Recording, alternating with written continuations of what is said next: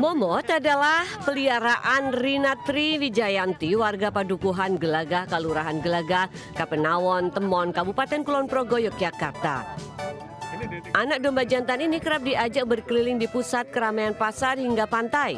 Ia pun sering diajak berkendara sepeda motor. Saking sayangnya, Momot juga dipakaikan baju, pampers, dan celana. Ia juga digendong layaknya seorang bayi oleh pemiliknya. Sejak lahir, induknya tak mengeluarkan air susu. Kini Momot telah berumur sekitar 2 bulan dan terus mendapatkan perhatian khusus layaknya binatang kesayangan lainnya. Mau jalan-jalan, nanti kita pakein pampers, soalnya takut nanti keluar kotorannya ya. Nanti jadi nggak enak sama yang lihat ya. Kita kasih pampers, kasih baju, tapi ya kita belum berani mandiin karena ini masih kecil. Kalau masih bayi belum berani, jadi paling dilap-lap pakai tisu basah. Rina berniat merawat Momot hingga besar dan tidak menjualnya. Interaksi antara Rina dan Momot ini pun mampu menyedot perhatian warganet di sosial media. Dari Kulon Progo, Yogyakarta, Budi Utomo, iNews melaporkan. Pemirsa, viral di media sosial, emak-emak ngevlog di atap mobil di pelataran mal ternama di Jember hingga keluar ke jalan raya. Aksi ini pun mendapat tanggapan negatif dari warganet.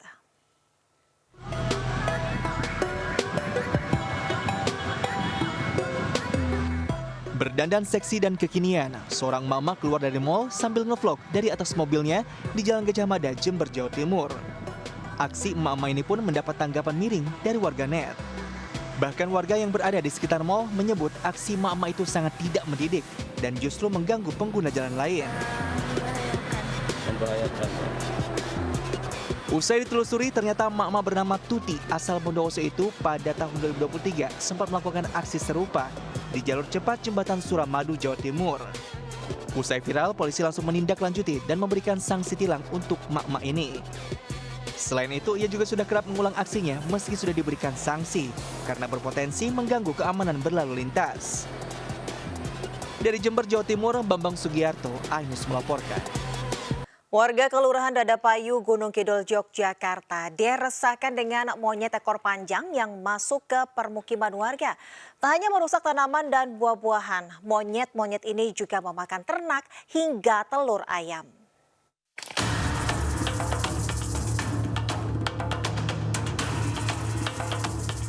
Warga Padukuhan Nongko Singit di Gunung Kidul, Yogyakarta diresahkan kemunculan monyet ekor panjang di permukiman warga. Monyet ekor panjang ini menyerang tanaman di pekarangan seperti ketela, buah pisang maupun pepaya. Bahkan mereka juga memangsa anak ayam hingga telur ayam di kandang. Menurut warga, serangan kera ekor panjang terjadi dalam sepekan ini setelah musim panen di ladang usai. Belakangan ini ya kurang lebih semingguan ini mas, udah masuk pemukiman. Semenjak hasil panen itu pulang itu kayak di sana habis itu kayak baru ke pemukiman. Warga setiap pagi dan sore berjaga dengan cara membawa alat seperti ketapel sebagai pengusir kera tersebut. Kera diduga masuk ke permukiman karena sudah kehabisan makanan di habitat aslinya. Dari Gunung Kidul, Yogyakarta, Kismaya Wibowo, iNews melaporkan. Terpergok mencuri sepeda motor 2 pemuda di Surabaya, Jawa Timur diamuk warga. Sementara pelaku pencurian tas berisi uang dan perhiasan di Ngawi babak belur dihajar warga.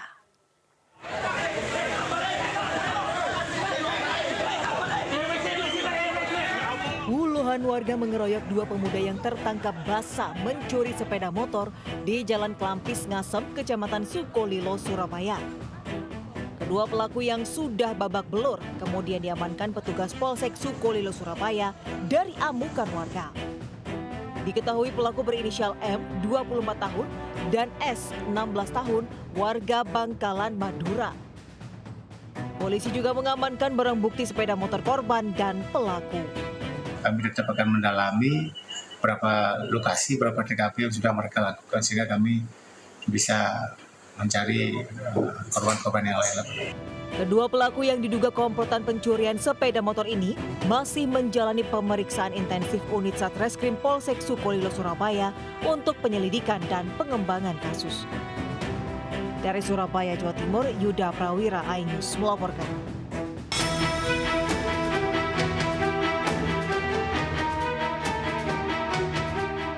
Warga menghakimi seorang pelaku pencurian tas berisi uang dan perhiasan milik Suparmiati, 49 tahun, di sebuah warung di Desa Lego Kulon, Kasreman, Ngawi. Sebelumnya pelaku sempat melarikan diri usai diteriaki maling oleh korban. Beruntung polisi segera mengamankan tersangka dari amukan warga. Sebelumnya tersangka SA datang ke warung untuk meminta minum. Namun saat korban hendak mengambil minum, tersangka membobol laci warung dan mengambil tas berisi uang 1 juta rupiah serta perhiasan. Jalan kaki, aku ambil air, terus dia tuh kembali lagi ke warung, paling dia mau ngambil iniku, tas-tasku itu, tapi posisi nggak anu lah. Terus dia apa itu jalannya cepat gitu loh. Oh, dia nggak pakai motor berarti ya? Nggak, pakai jalan kaki. Ada sendiri, temennya? nggak ada. Terus yang diambil apa, Bu? Tas, Isinya apa ya? isinya uang. Sekitar berapa nilainya? Uangnya ada 1 juta, sama yang di dompet-dompet itu, sama dompet KTP. Selain pelaku barang bukti tas berisi dompet dan uang serta perhiasan, turut diamankan di Polres Ngawi. Dari Ngawi, Jawa Timur, Asfi Manar, iNews melaporkan. Dua preman mengintimidasi petugas keamanan dan penghuni apartemen Kemang View di Kota Bekasi, Jawa Barat. Sebelumnya kedua pelaku juga menganiaya anggota Satpam lainnya.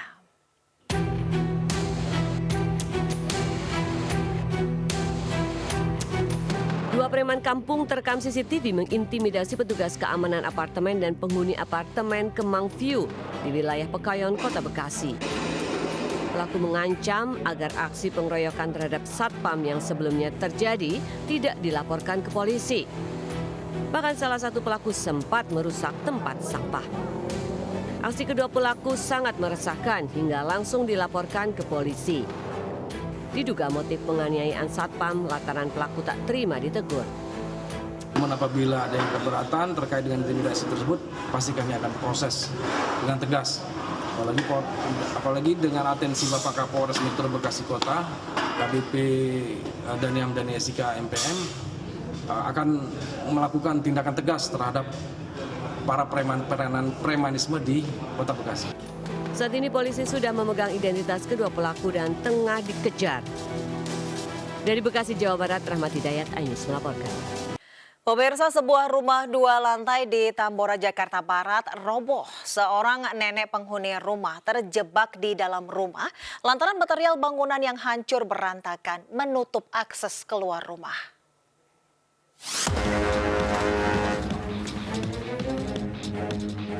Sebuah rumah tua berlantai 2 di Jalan Pasar Pagi, Roa Malaka, Tambora, Jakarta Barat roboh. Bagian depan bangunan rumah itu hancur berantakan hingga menutup pintu depan. Akibat robohnya bangunan membuat seorang nenek penghuni rumah terjebak di dalam rumah.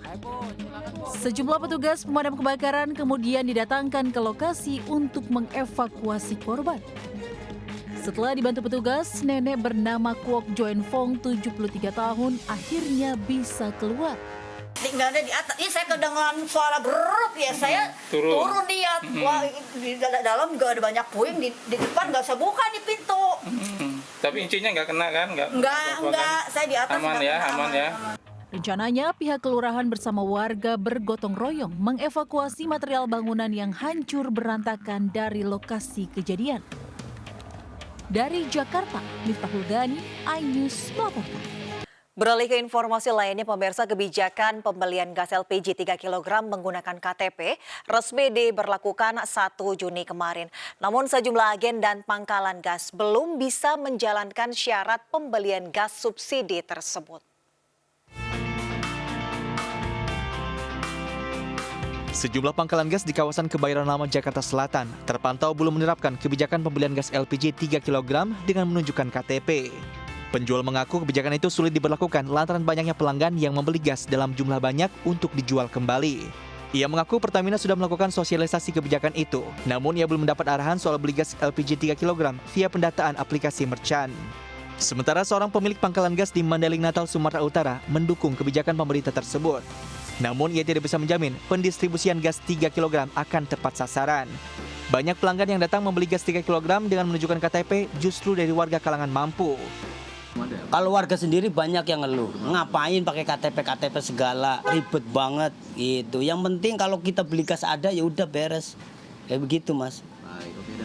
Sementara warga miskin di daerahnya belum memiliki KTP. Dari Jakarta dan Medan, Sumatera Utara, Tim Liputan iNews melaporkan. Pemirsa, seorang jemaah calon haji yang mengidap sakit jantung menjalani operasi di Madinah Cardiac Center, Arab Saudi. Setelah dinyatakan siap, jemaah akan diberangkatkan ke Makkah menggunakan ambulans.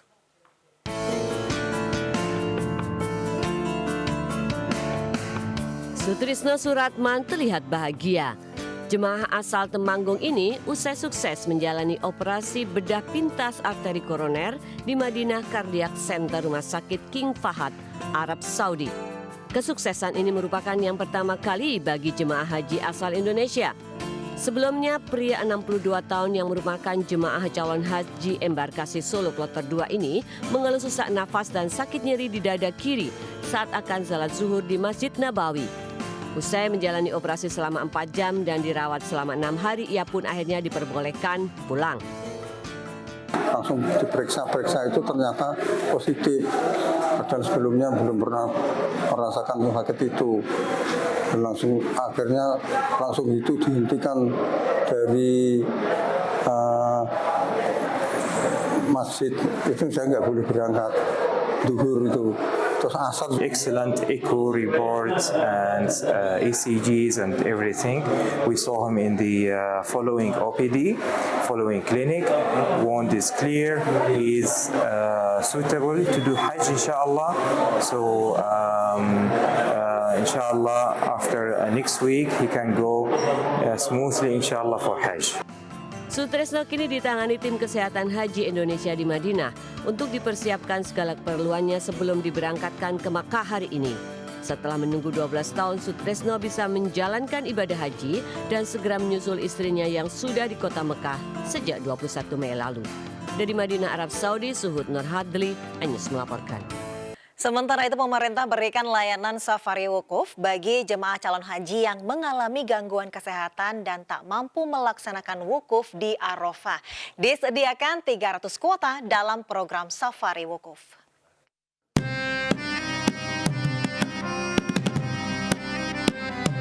Safari Wukuf menjadi program dari pemerintah yang ditujukan untuk jemaah calon haji lansia yang tidak mampu melaksanakan wukuf di Padang Arafah, Mekah. Layanan ini hanya memiliki kuota 300 orang saja. Tujuan Safari Wukuf untuk kesehatan serta keselamatan jemaah haji Indonesia, mengingat jumlah jemaah calon haji asal Indonesia tahun ini terbanyak dibandingkan tahun-tahun sebelumnya. Layanan ini sendiri mempertimbangkan usia, kesehatan, dan pendamping. Selain Safari Wukuf yang menjadi tanggung jawab Kemenak, ada juga Safari Wukuf yang menjadi tanggung jawab Kantor Kesehatan Indonesia. Jadi kita mendapatkan data dari dokter dari KKHI, Kantor Kesehatan Indonesia, mereka yang akan melakukan filter, ya, siapa yang layak, yang berhak untuk safari wukuf lansia. Sementara untuk kriteria jemaah haji Safari Wukuf turut dibagikan Kemenak melalui media sosialnya. Berikut rinciannya.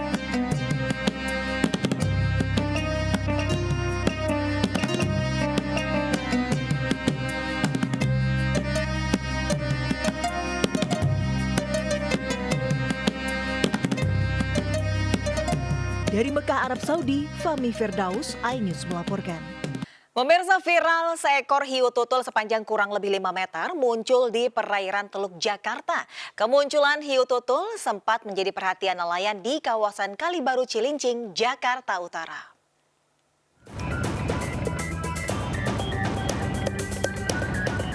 Seekor hiu tutul muncul di perairan Teluk Jakarta, Kalibaru Cilincing, Jakarta Utara. Hiu tutul sepanjang 3 hingga 5 meter ini terekam saat berenang di samping perahu nelayan dan timbul ke permukiman. Menurut para nelayan, dalam waktu 4 bulan terakhir sudah 5 kali hiu tutul muncul di sekitar kawasan ini.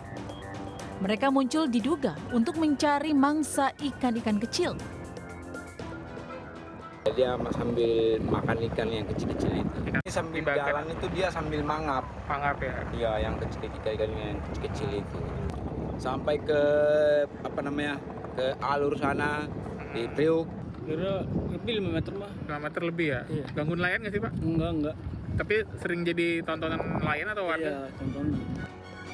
Kemunculan hiu tutul ini tidak mengganggu aktivitas nelayan, tapi justru menjadi tontonan warga maupun nelayan. Dari Jakarta, Rizky Falufi, iNews melaporkan.